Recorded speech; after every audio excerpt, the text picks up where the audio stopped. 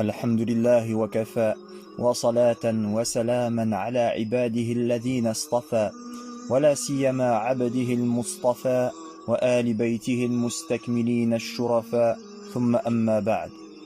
Chers frères, tout malheur qui nous atteint est dû à ce que nos mains ont acquise. Et parmi les causes pour alléger nos épreuves, pour les repousser, la demande de pardon pour nos péchés.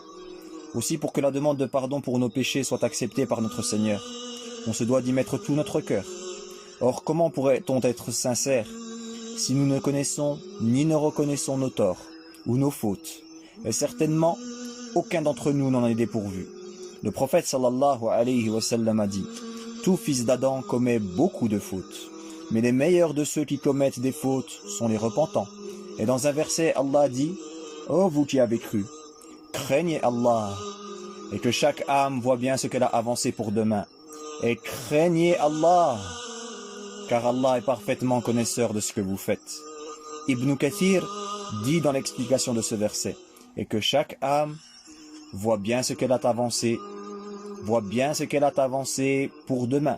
Jugez-vous vous-même avant d'être jugé. Regardez ce que vous avez préparé pour vous-même comme bonne œuvre, pour le jour dernier et votre comparution devant Allah.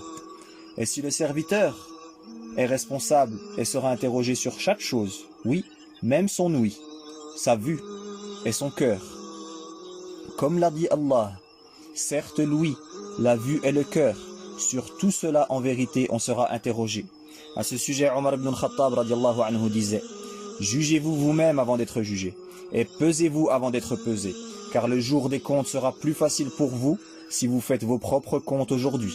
Et embellissez-vous pour la grande comparution, le jour où vous serez exposé, et rien de vous ne sera caché.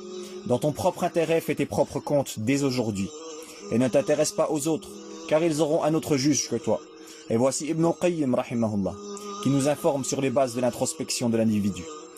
Il dit, et qu'il se demande des comptes concernant ses obligations. S'il y voit des manquements, alors soit il les complète, soit il les corrige.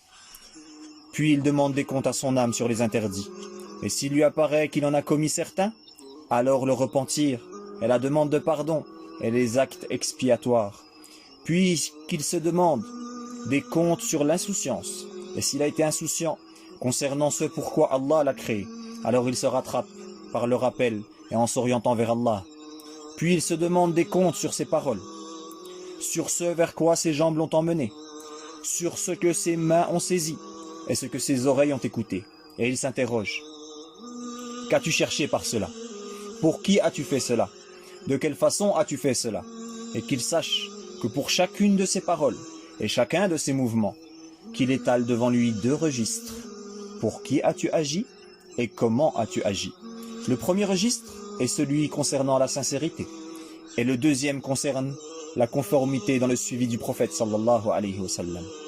Comment nos pieux prédécesseurs avaient compris l'introspection? Et quelle place et quelle importance lui accordaient-ils? C'est ce que nous verrons, Inch'Allah, lors de notre prochaine intervention. Fasallillahumma ala nabiyyina Muhammad wa ala alihi wa sahbihi ajma'in. Wassalamu alaykum wa rahmatullahi wa barakatuh.